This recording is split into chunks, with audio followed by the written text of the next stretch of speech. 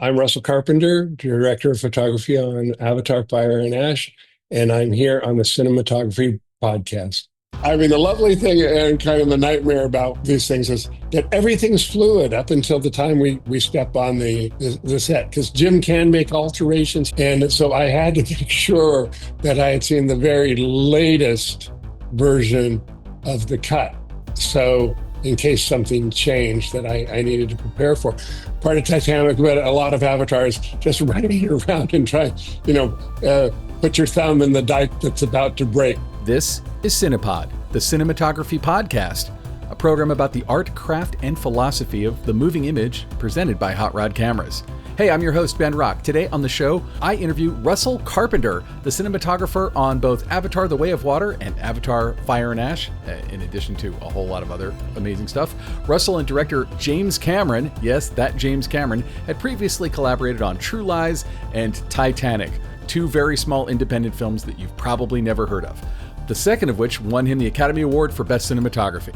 In this episode, you're going to learn the challenges of working with lighting and cameras in both the virtual world and real world simultaneously with the Simulcam, adding camera flaws to the virtual world with lens flares and water drops to make it feel more realistic, how programmable LED systems allowed for more dynamic lighting changes, the precision of motion capture where movements must be timed perfectly for the digital and physical layers to match.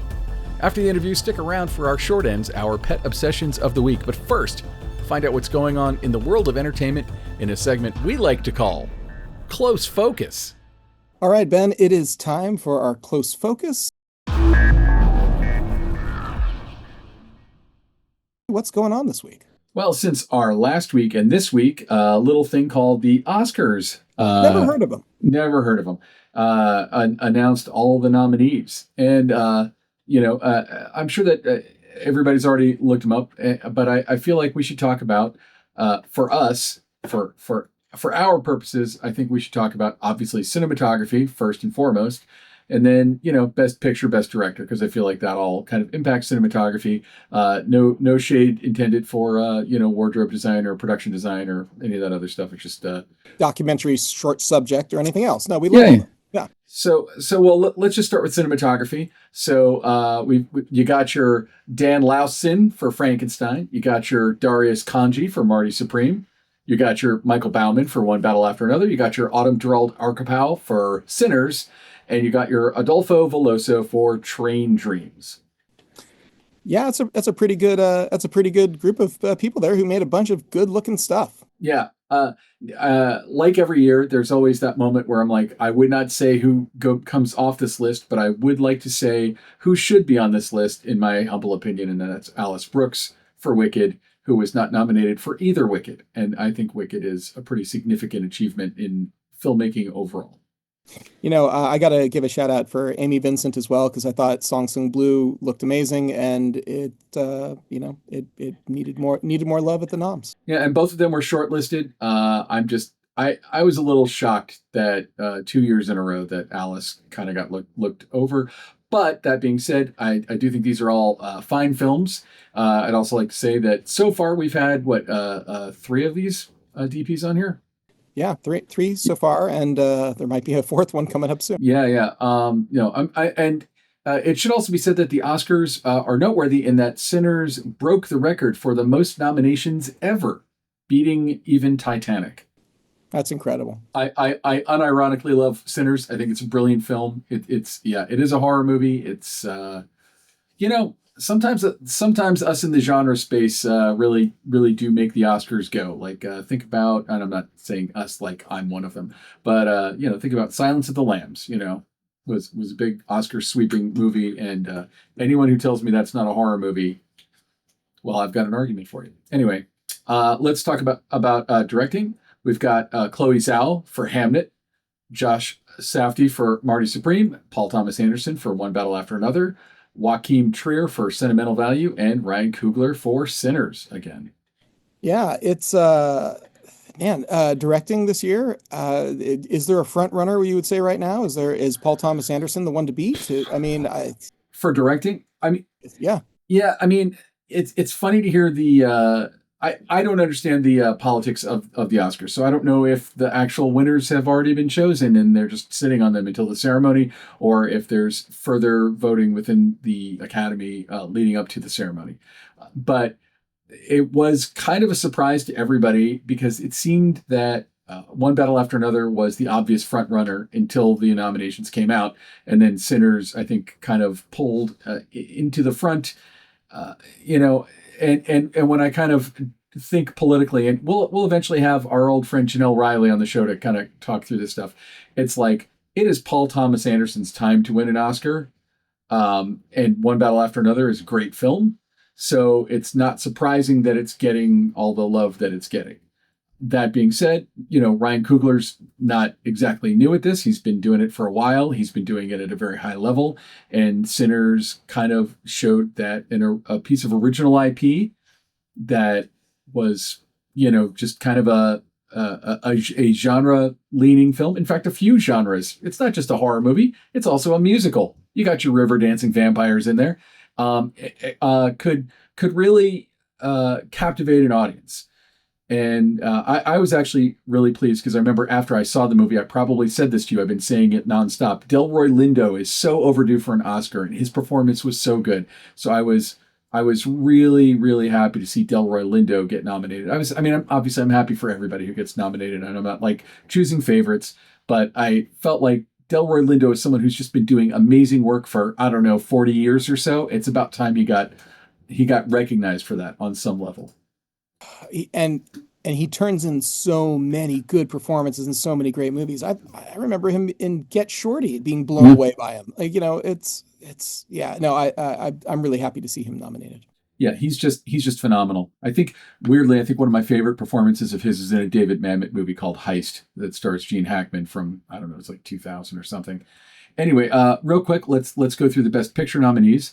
Begonia, F1, Frankenstein, Hamnet, Marty Supreme, One Battle After Another, The Secret Agent, Sentimental Value, Sinners, and Train Dreams. So I'd say runs the gambit. To me, the outlier on this list is F1. And I liked F1. It's a fun movie. Best Picture? Yeah, it was a little bit of a head scratcher to me. It's a fun movie. It's a good movie, but it doesn't exactly feel like it's like all the others. It's like one of these things does not match the others. Yeah. Seriously, I understand why every film is on this list, except I could see F1 getting nominated for things like editing and visual effects and sound design and sound mixing and production design. Even like there's a lot of places where it makes sense, but it's I'll just say it. I don't feel like it's meant to be a weighty dramatic experience. It's supposed to be kind of a fun popcorn chomping fun movie. Now, here's the thing. To me, there are several movies on here that are outrageously entertaining, like Frankenstein, like Begonia, like Marty Supreme, One Battle After Another, and obviously Sinners, that don't feel like they don't feel weighty. They are, you're excited after you see them. Like they are entertaining. They're entertainment, but also there's just so much more to them. And to me, that's sort of the sweet spot that you want to hit with a Best Picture nominee. I sort of wonder if Apple threw a lot of money at a campaign to get the nomination for F1. Because also I feel like pretend F1, do the thought experiment. F1 wins Best Picture. Does it change? Does it make anyone new see it? Like everyone who wanted to see a car racing movie has already seen F1. And God bless them. I liked it. It's a fun movie. It's just kind of a head scratcher to me. I'm not zero shade at anyone who made F1. It just, not at all. No, it is a good, solid movie. It also just, it doesn't feel like the type of movie that the Academy usually bestows a Best Picture to. It's what it is all the other movies on this list are complex in some way. And F1 is just right down the line, straightforward, exactly what you think it is. And the best possible version of that. Nothing wrong with that. Of the best pictures there, are you secretly rooting for someone? You hoping for a horror win in the best picture category? Yeah, I mean, I would be lying to say that I'm not leaning probably heavily towards Sinners in all the categories that it's nominated in.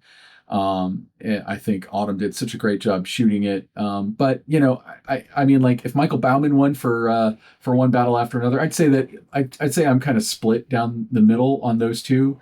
I love them, and I also love Frankenstein, though. You know, it's like a yeah, I was gonna say Frankenstein. There's two horror movies in the best picture category, so it's like yeah.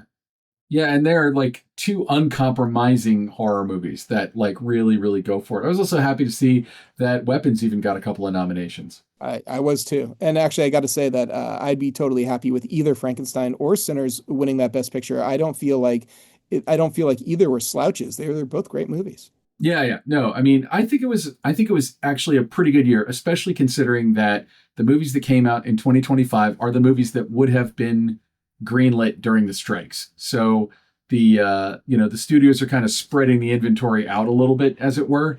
And these are movies that were able to get made around, probably after the strikes. And so, we had theatrically just fewer titles to choose from last year, out of which I feel like we actually had a really, really great selection of movies. I mean, there's nothing on this list that I'm like, crap, and sometimes I'm not going to say what, but sometimes when you see the list, you're like, really, how did that get on the list? I mean, I guess F1 is a little bit of a head scratcher to me just because it doesn't seem like a movie with Oscar ambitions. It's not that kind of movie. Hamnet, you're like all day long, that's the kind of movie that wins Oscars. But as a genre person, I don't know. I'm excited to see. I don't know. I hope that it's one of those. It always makes me happy if a genre film wins. But I also think One Battle After Another could be considered a genre film as well. I agree. I agree. All right, so Ben, who's on the show today? Oh, today's amazing. Russell Carpenter. Russell Carpenter with Avatar Fire and Ash, which, the process of making these Avatar movies is just bonkers, in my opinion, in that James Cameron has sort of exploded every little minuscule aspect of filmmaking and then reassembles it on the other end. And, having somebody like of Russell's caliber come in to do not just the live action stuff, but also to kind of light and oversee the overall look of the digital world that Cameron creates. I don't know. It's a big job. And I think, as far as cinematography goes, this is me talking, not Russell. It just seems weird. Like it just seems like a crazy job because you have so many disparate elements that you have to wrangle. And like he's used to being there on the set with actors. He talks a little bit about this. He's used to being there on the set with the actors and figuring stuff out. And here he's coming in after most of the actors have completely finished all their work, except for like the kid who plays Spider and Giovanni Ribisi and the live action people.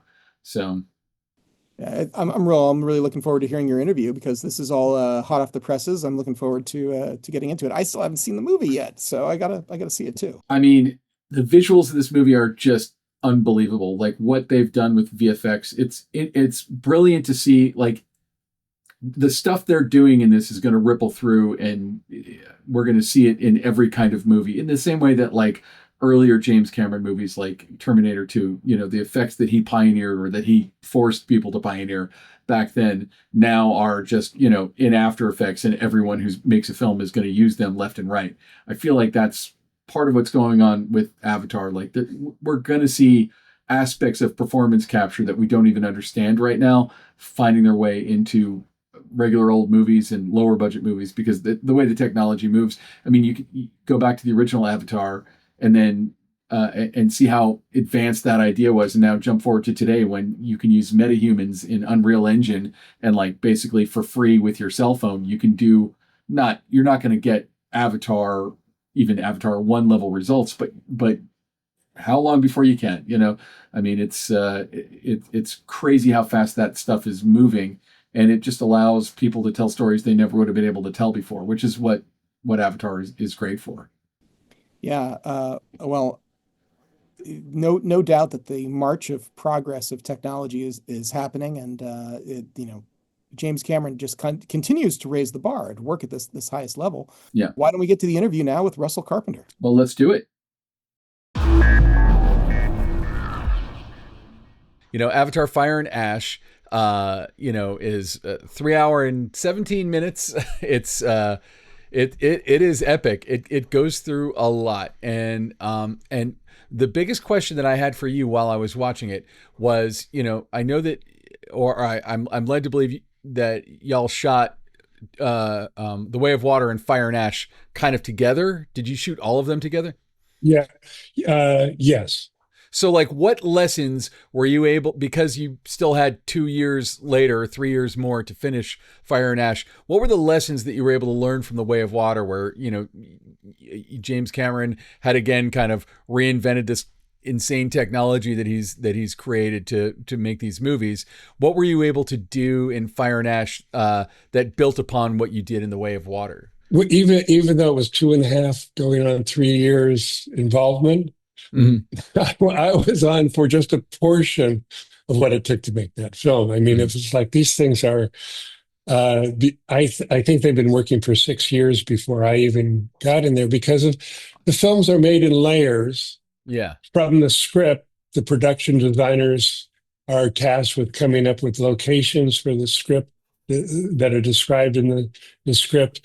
That those renderings go back to the writers. They look at those. There's a gestation back and forth there. As they get approved, then they start to get built into a CGI world. And then Jim scouts the locations virtually, and he looks around and he says, well, this is working. That thing over there that's not working. And I don't need that there.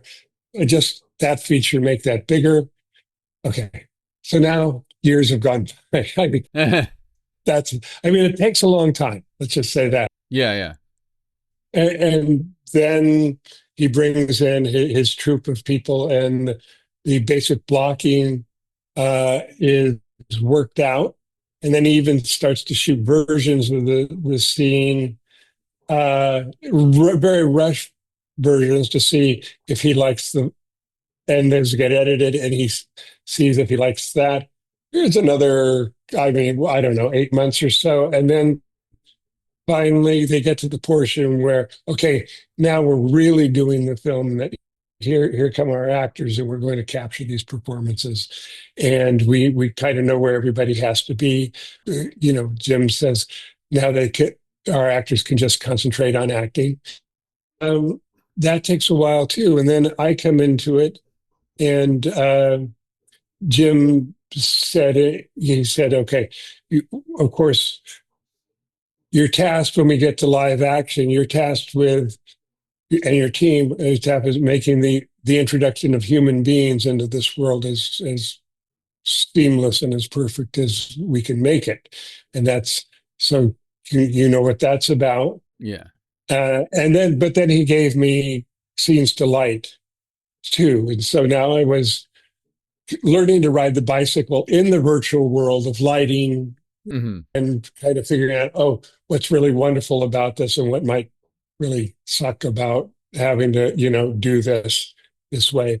And I lit for over a year. The first scene I lit was from Way of Water, and it's the scene where Jake and Kiri they're on a dock, and they're dangling their feet in the water, and they're having this heart-to-heart talk, and but it's just beautiful what's coming up from below. I'm doing that, and I'm just learning to function in two worlds, keep lighting as much as I can in the CGI world, and then trying to translate what Jim is doing on the capture stage. And this is after he's had the actors, after the performances he's on. He's starting to shoot the scenes in a much more way that's gravitating to exactly where he wants his cameras in his final edit. And so while he's doing that, then my team and I are trying to take what he's doing, what he's coming up with, what the final scene looks like. And now we have to translate that into the math of what we have to be doing in the real, when we get to Wellington, where the big stages are, and some of it's just as mundane as uh, did did the camera just go through the back wall of the stage? Yeah. Well, we can't really have that. What do we do? Or but really finessing things. Now we're in this world of say for motion capture where things have to match absolutely. I mean, to the half second, and no, okay, the camera starts here. It has to travel this far, this fast. Stop here. Our actor has to be exactly here, and that's painstaking, and that Mhm. just takes a long time. So we're taking that and we're saying, okay, well, this steady cam looks like the best thing here. And I know the Jim's going to, for this, we know that Jim's going to hand hold the camera because he operates himself. Uh, this scene, it's not a steady cam. It's actually because the stages are this big. It's like a camera car with a boom on it. That's going to do this. This is a huge crane, and so we're boiling all that down, and then I'm working, say, with the production designers, especially in the bridgehead scenes or on the sea dragon scenes, is saying, okay, here are sources here. What do we do to emulate these sources so this person or even this Navi hits this light at exactly the right time and the shadow characteristics is exactly right, or here's light coming up through water hitting something, and so how do we emulate, on a dry stage, how do we emulate the look of water? What kind of instruments do we use? And that just goes on forever. It just goes on and on and on and on until we finally get, and we're still doing that by the time we get to Wellington to do our shooting. But in terms of, in terms of the look, because basically I come on and Way of Water and Fire and Ash, they still live in the world of Pandora. So somewhat from the first picture, that look has been set. But then in talking with the production designers, and especially as I started to do um, computer work, I get a sense of just aesthetically where things are going, and Mhm.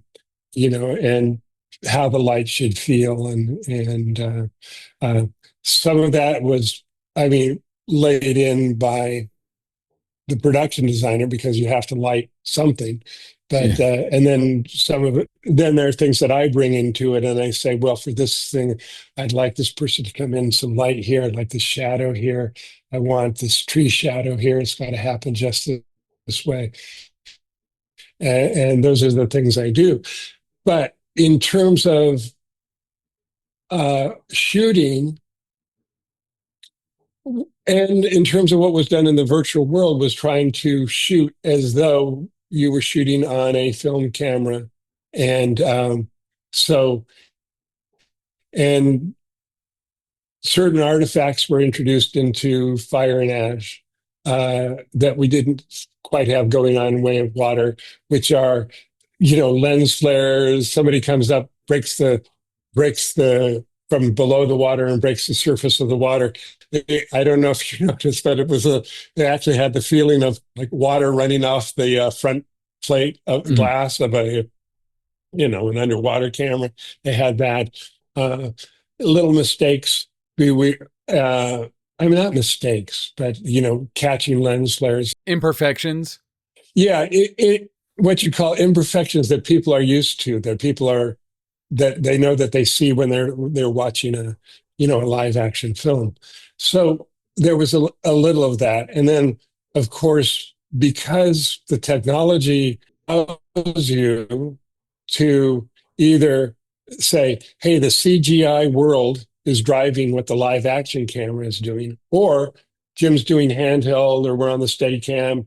And once the cameras are in the morning or before you see, we kind of like lock the cameras in, our live camera and our virtual camera are locked together. Jim's reframing or moving the camera. And now the background, the CGI world is following what Jim's camera is doing. So this door swings both ways in terms of what's driving what. Wait, so like literal physical things are moving on set in accordance with. Uh, well, physical things. I mean, let's just say this. Yeah. So let's take the most basic thing. You have a scene where you're shooting over Spider's shoulder, and he's interacting with Quaritch or something, and so it's just basically an over-the-shoulder shot.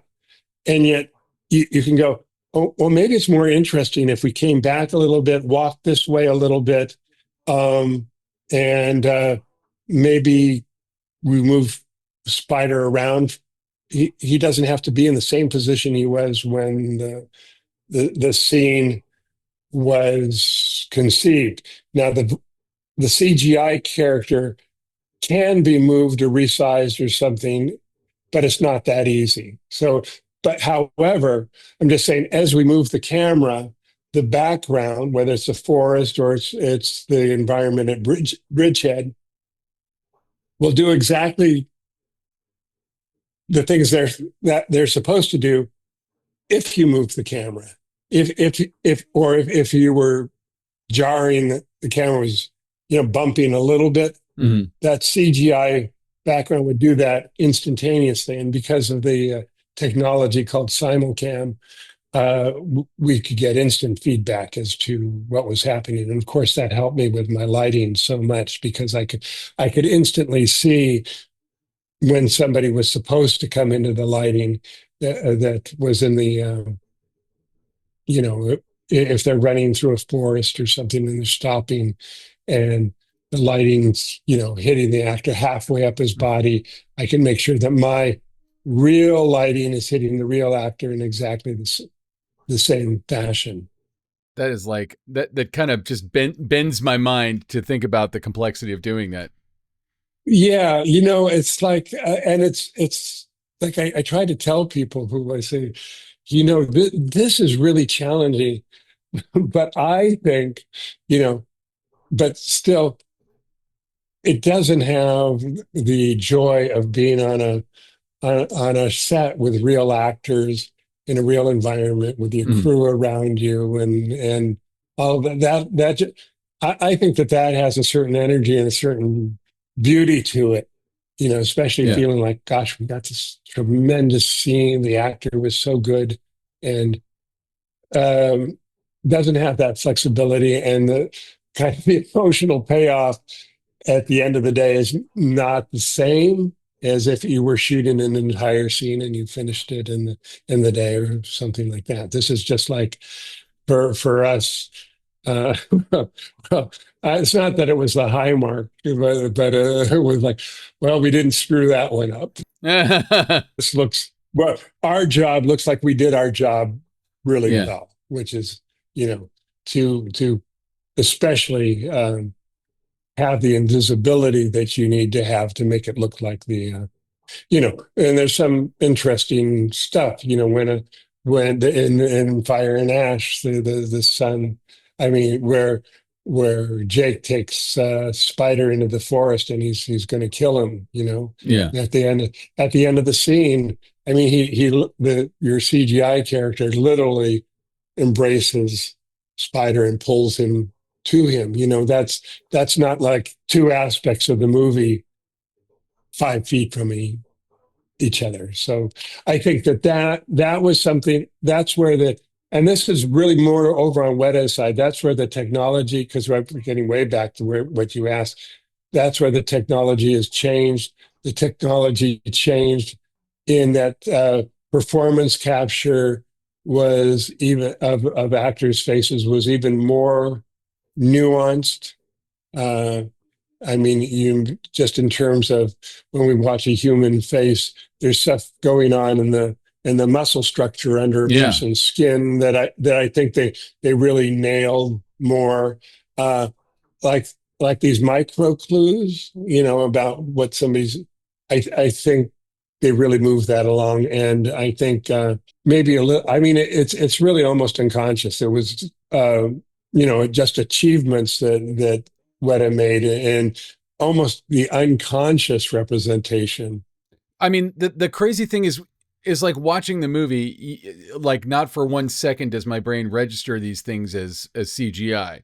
They all feel so, they feel like you could touch them. They feel so unbelievably real, and every nuance of the performance being kind of transferred into this CGI character is just insane. But from a lighting and lensing point of view, like one of the things I kept wondering about was I assume that in the virtual world, you are basically saying, well, let's throw a 50 millimeter lens on, let's throw an 85 on, or whatever. And I was curious, and I don't know if there's really an answer to this. This is maybe me digging in too much, but it's like, was there a specific kind of lens you were trying to emulate? Were you going more for a Zeiss look or a Cooke look or, Panavision or whatever? Like, what are your digital lenses? Well, here's the can of worms there. Okay. Basically, when we were handheld or on the Steadicam, we used basically two. I mean, well, when I say two, that probably means four lenses because you have to have a double. You're shooting with two cameras, and what drove pretty much everything was the technology, because Jim needed, even though we were going with a much a bigger target area than was used on the first Avatar, which meant that drives kind of the sizes of the lenses up and stuff like that. And Jim wanted the rigs to be lighter than the first one. And so Mhm. there was a lot of stuff going on over the period between Avatar 1 and Avatar Way of Water.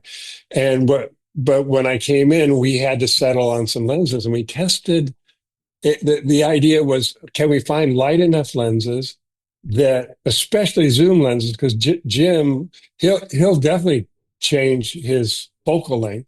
His focal length doesn't have to be what it was when he was shooting with his virtual camera, because again, the background will emulate what the decisions he's making with the live camera.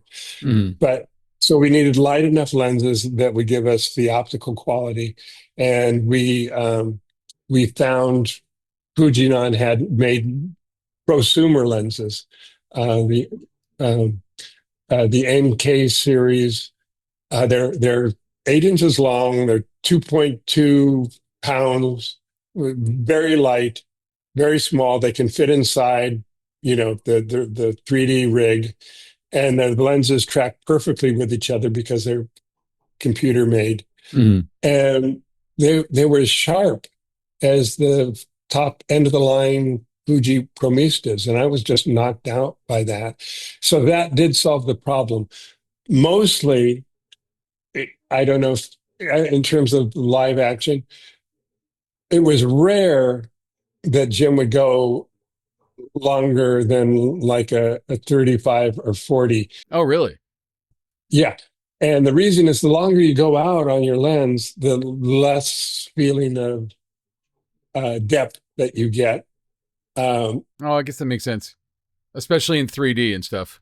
yeah. So we basically worked off one lens, which was like an 18 to 55. And we would just stick with that lens, and unless there was some reason to go to a prime to get wider, or something like that. It was surprising that we didn't change lenses that much, but it was a really great find to find these prosumer lenses that technically were knockouts. So that was great. But like inside, like for the virtual lensing and for the stuff that's like purely all performance capture and you're lighting virtual scenes, um, were there any things that you would do lens wise to emulate, I don't know, chromatic aberration or vignetting or any of the things that any of the things the lenses do, or because it's 3D, are we just trying to make it as pristine as Oh, possible? and then in that point, yeah, because it's all in the virtual world, yeah, you could do that. But I don't think, we talked about aberrations and introducing those. flares, flares. Yeah. Uh, and that was, we just tested shooting flares live, either flares that happen because of lights. We tested what happens when light bounces off a metallic surface, a ProMist or some Mm. sort of other diffusion lens. And then when Joe Lettieri at Weta saw these tests, he said, you know, it if we introduce this during either our live action cinematography or in virtual, it's another case. You're kind of nailed into that. Let me do some testing, and I'll send you back something that shows whether we can emulate these things or not. Mm. And his tests were great, and that allowed, okay, we can really pick and choose when we want our lens flares and this flare or that, or otherwise. Jim is very, very conservative with 3D. He's in the sense that he says, all I want this to do is function in a way that the viewer and the viewer's brain get immersed in this experience that they have. I don't want to do crazy stuff or shock stuff with the lens.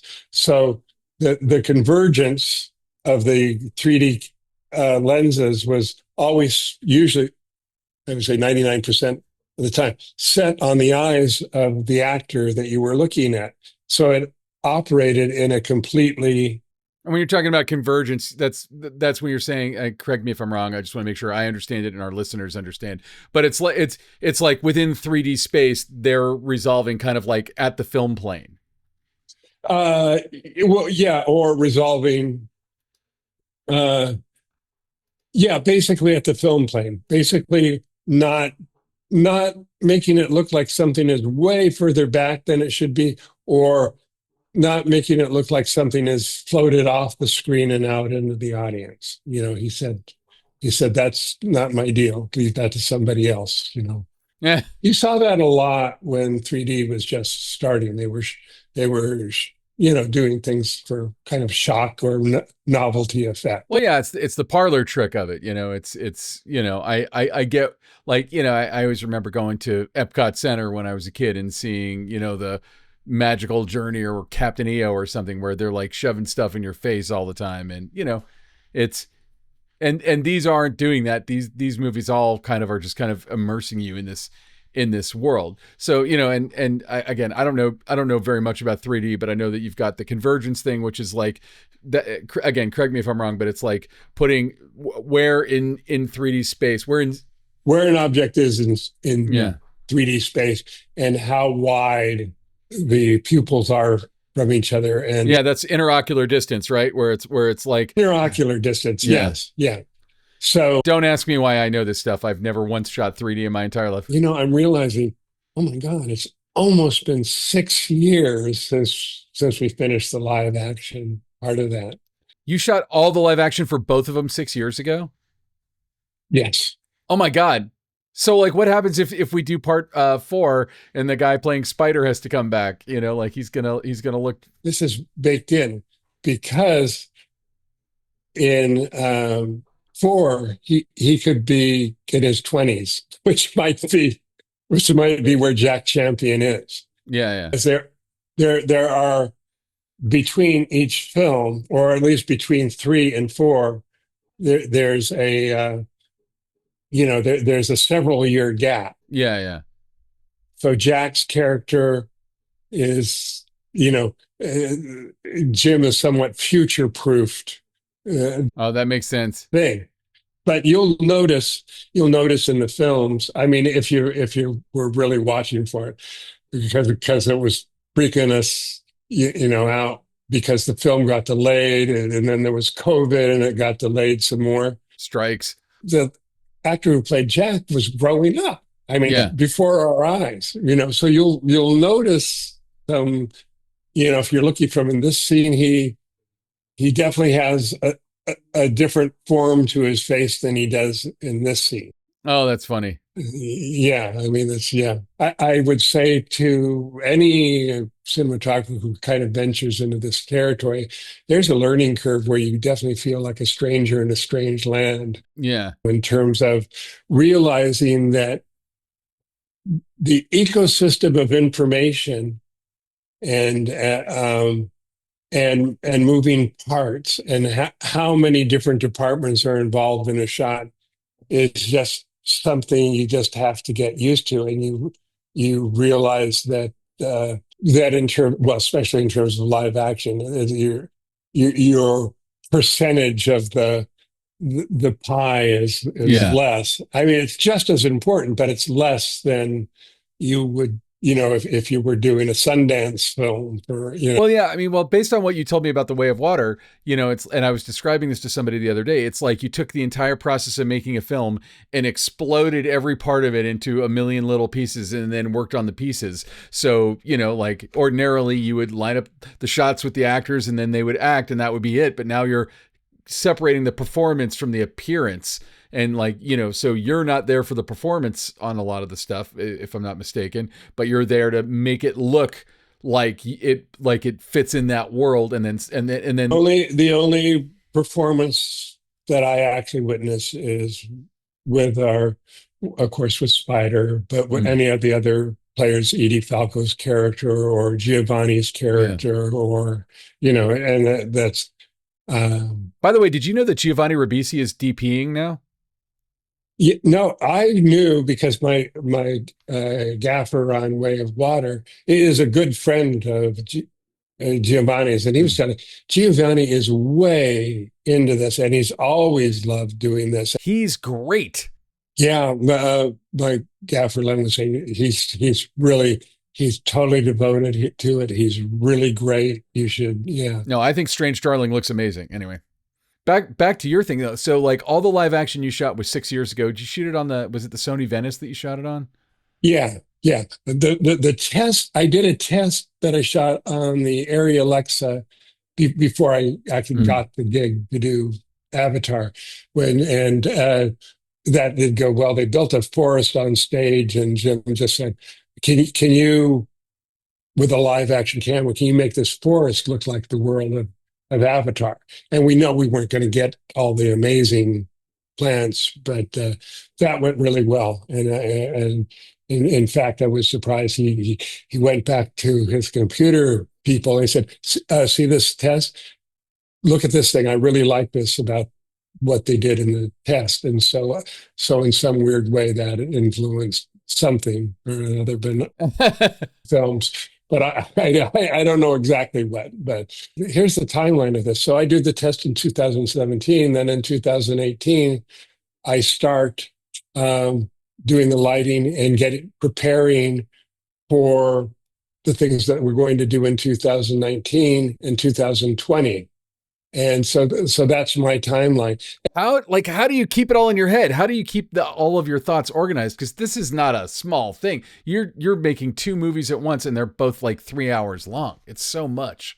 I mean, the lovely thing and kind of the nightmare about these things is that everything's fluid up until the time we step on the set. Because Jim can make alterations. He can go into. He had a little motion capture stage in Wellington, uh, and he can go in and he can make alterations for performance or something. And so I had to make sure that I had seen the very latest version of the cut. So in case something changed that I needed to prepare for. But my team and I were always looking at what was coming out and say, okay, this is done. And we would go and we would make our notes and we would have, I mean, part of Titanic, but a lot of avatars just running around and trying, you know, put your thumb in the dike that's about to break. Again, if something can go wrong, it will go wrong. And that's my main thing is, Yeah. yeah, it's a lovely life vision, but at least but on films, it was kind of necessary to make sure that we had our ducks lined up to support anything that was going to be done that day and be prepared for what's happening tomorrow and 2 weeks down the line. So we were always busy. Our lighting process, my gaffer Len and I watched Jim, work on the stage before we even went to Wellington. And, he could turn around and he could say, make this taller, this lower, move this over here. And there's what they call the brain bank, 3 rows of people at computers who could do that. And we said, okay, let's come up with a kind of a system where we can make changes on the fly. And that brought us to working a lot, as much as we could, with moving lights, the same kind of things you'd see on music videos Yeah. or, and they've evolved so much that we found out that we were, and with a great programmer, we had 2 great programmers, we could, we, we could come up with basically a kind of a Swiss Army knife, at least subset of lighting that we could do so much from the grid and successfully service a lot of different kinds of looks. So you say, okay, here's a backlit scene. Well, that's easy. We know that. And then we put in this cucoloris inside. I mean, this combination of things through in front of the light that's already built into the light. And now it looks a little bit more like a forest canopy and stuff like that. Yeah, because you got to you're like doing stuff that's like in high tech spaces, like spaceships and on the planet, buildings made by people, and then a lot of it's just like out in the wilderness or out in water, and so and you have to mix, and you have to be able to pull those off, like, and you do. I mean, to me, this is one of the magic tricks of this movie is that, like, again, when you're watching it, you don't doubt it when you see that shot that you described earlier of Jake Sully holding Spider. You don't question it. It just looks real. And I'm thinking about all the levels of technology that went into making that happen. Also, sometimes it's the micro clues. Okay, you have a scene where the Ash are using flaming arrows and they're shooting by somebody's head or Spider's head. So again, if that flaming arrow went by and didn't do anything on his face as it went by, it wouldn't look right. So we would have, I think, in those situations, like we had, it's kind of like Las Vegas. You have several tube lights laid out in a long row, like the kind of like the flight path of the arrow, and then you program that to go a golden glow arrow fast right by the person's head. So it's those little things, or what comes off. Somebody's firing a machine gun, and there's a human being near the machine gun. So sometimes it just gets into the weeds of the minutia of what you have to replicate.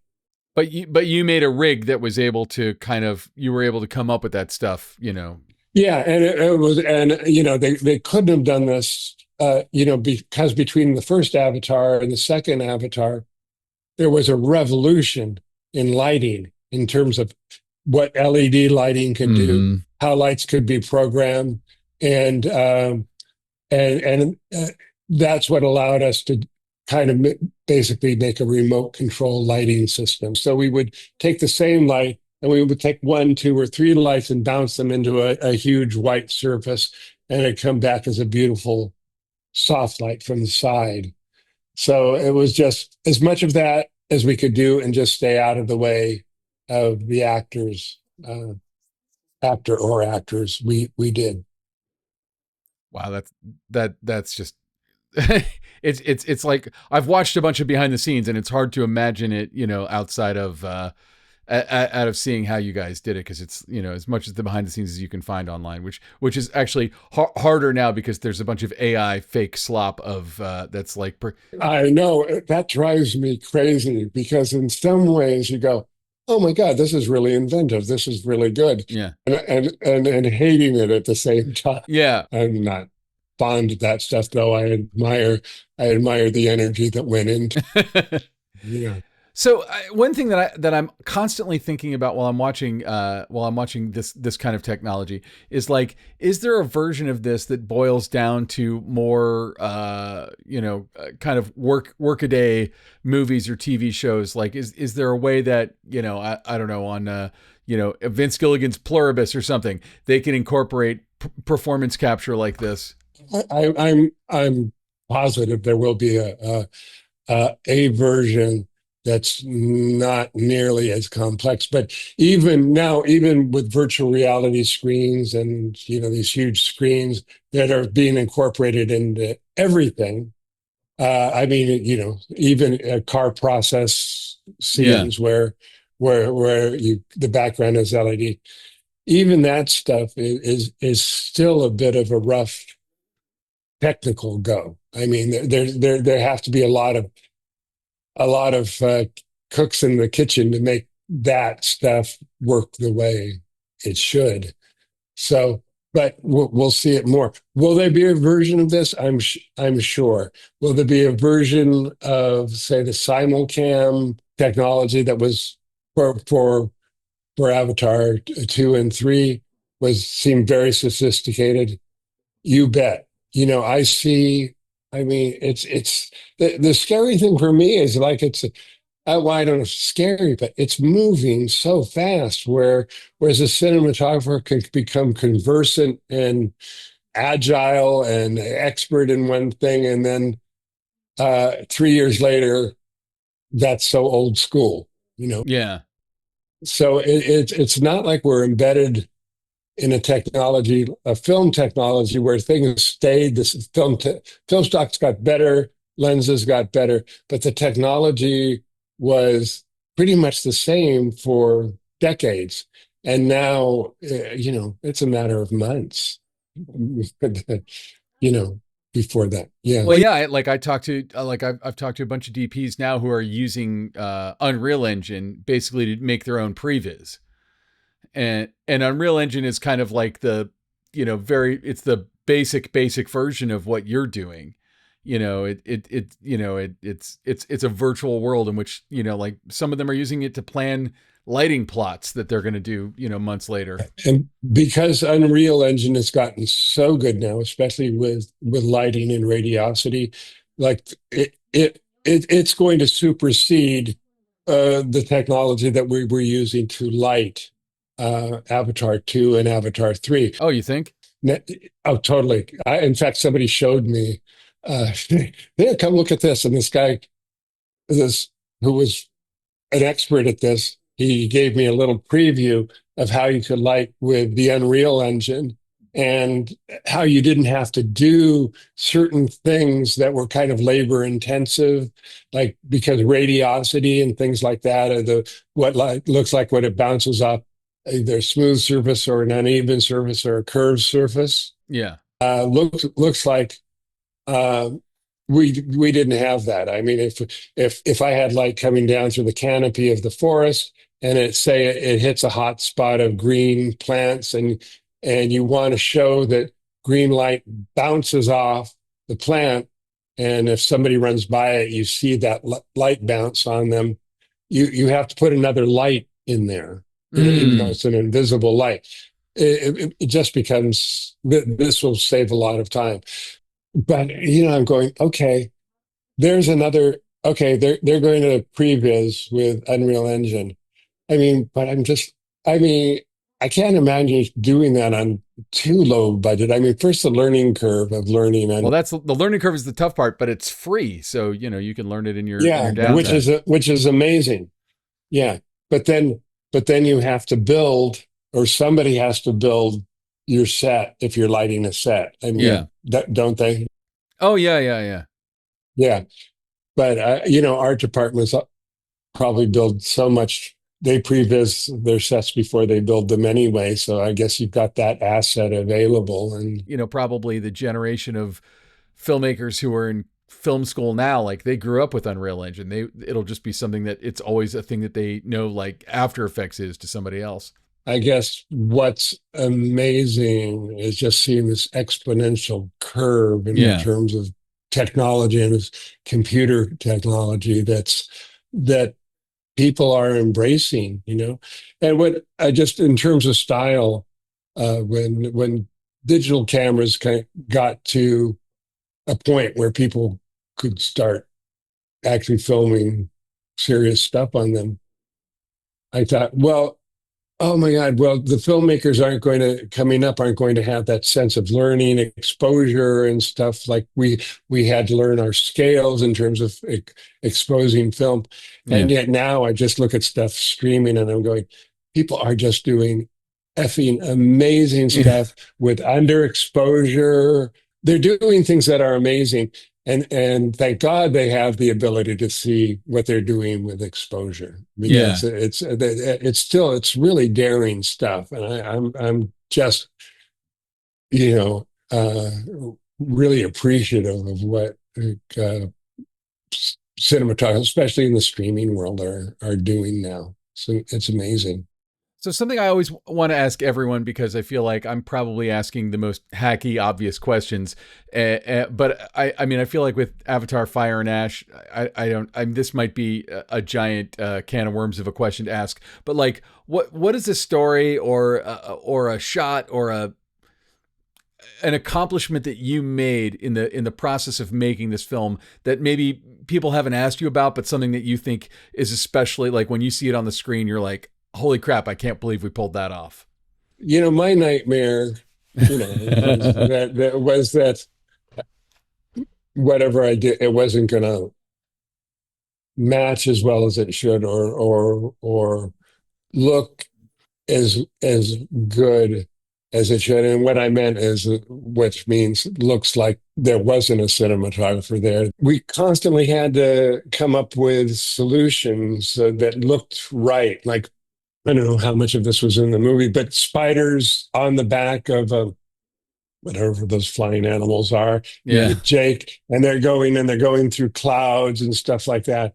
Okay, today we need to make uh, a light that looks like it's hard light, and then all of a sudden it's soft light and it's moving, and it's and my team was amazing, and that just overall, just feeling like we were part of the movie that enhanced the movie rather than distracted from it. No. And that's it. That's Well, it's just an amazing accomplishment. Are you looking forward to getting back to shooting in sweaty small rooms with actors, or are you well, gonna? I did a little. Oh no, it's so funny because I was kind of out of it for a while because COVID. My wife wasn't feeling well. Then COVID hit, and then big time.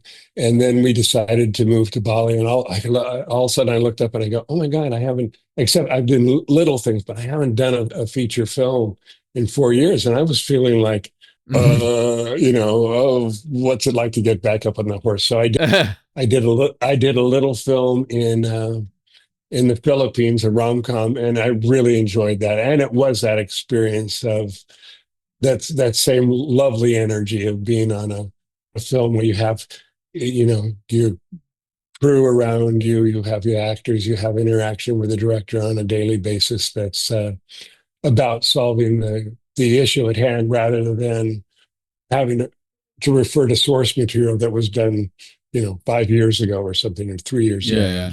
So that was really enjoyable. That's great, man. Well, thank you so much. It's always a pleasure to talk to you, and your work is always inspirational and amazing, and pushing the boundaries of what people can do. No, I mean you. And thank you because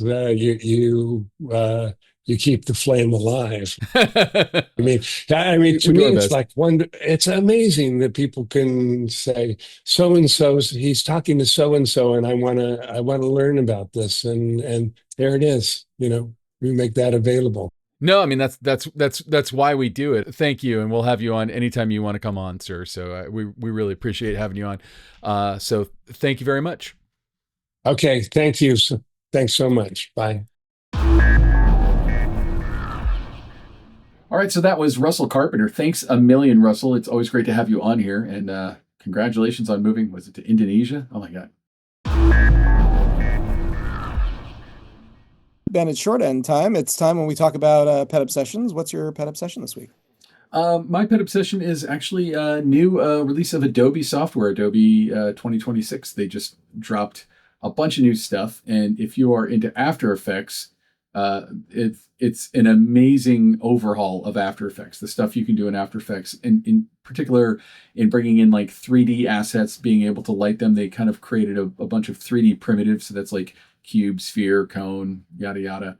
And they also released, if you have an Adobe Creative Cloud subscription, like a massive free library of textures you can bring in, and you can light them and composite them right into After Effects. And it's going to open up a lot of, I think After Effects is seeing the writing on the wall, or Adobe seeing the writing on the wall, and saying like, we have to compete with things like Unreal Engine and Blender, and both of which are free, by the way, I should say. But both of which do like incredible 3D stuff that Adobe has never really been able to do. There were things like Element 3D from Video Copilot that would give you the ability to bring in 3D elements and do cool stuff. But this is just kind of native within the workflow. And I look forward to seeing some pretty insane stuff coming out of that. With Premiere, the biggest innovation is kind of a one-click object mask, which, Final Cut Pro X has their version of this, and DaVinci Resolve has their version of it. But it's like, if I had this shot of you, I could just click on you and it would roto you out. And so it's helpful in terms of like, yeah, if I need to composite you, I mean, like the thing that you're gonna see a lot of people standing in front of text. You're gonna see like a lot of like a text introduction that's like behind someone's head with some kind of funky reveal, because it makes that almost instantaneous. But also for color correction, like if I needed to isolate you and just warm just you up a little bit, I could throw you on your own layer and change your color correction just a little bit. And there's so much you can do. They changed the way all the masks operate within Premiere. And it's just cool to see them innovating. And I mean, it literally dropped last week. Now I'm editing another project, and I started it in the new Premiere, and it's pretty smooth for a 0.0 release, but I'll probably be experimenting with object masking and some of the other stuff that it's enabled us to do. So if you have an Adobe subscription and you haven't heard about this, certainly by all means check it out, and it'll give you some new functionalities for whatever you're cutting. And you can quote me on that. How about you, Ilya? What's your pet obsession this week? I keep being told, and I've been told for years, granted, many years now, that I need to watch The Handmaid's Tale. I have never seen an episode of The Handmaid's Tale, like ever. And people tell me how great it is. That was like one of the most incredible shows ever made for television. It is pretty great. I was staying with a friend the other night, and basically I got lambasted for never having seen the show and never having tried to see the show. There's a sequel to The Handmaid's Tale that debuts on April 8th on Hulu called The Testament. And I also based on the Margaret Atwood book. I have to figure out how between now, which is end of January, and April, I watch 63 episodes of The Handmaid's Tale, and I don't think I can do that. Just watch the last episode and you'll see the whole recap. Really? Okay, I just watch the very last episode of The Handmaid's Tale, and then I'll get 62 episodes of recap, and I mean, well enough, and I can just. I didn't see all of it. I saw, I think, the first 2 seasons.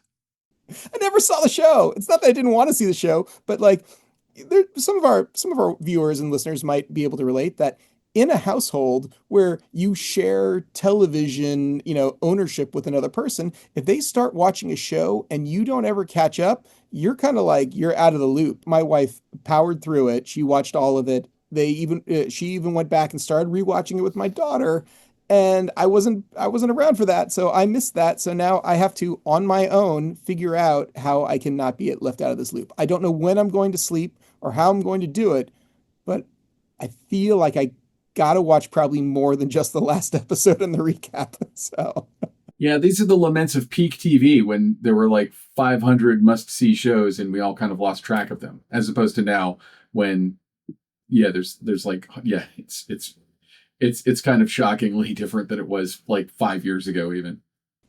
I agree completely. So anyway, that's sort of my slightly lame short end of this week. All right, Ben, I think that just about does it for this episode. Where can people find you if they want to track you down? You can find me at benrock.com.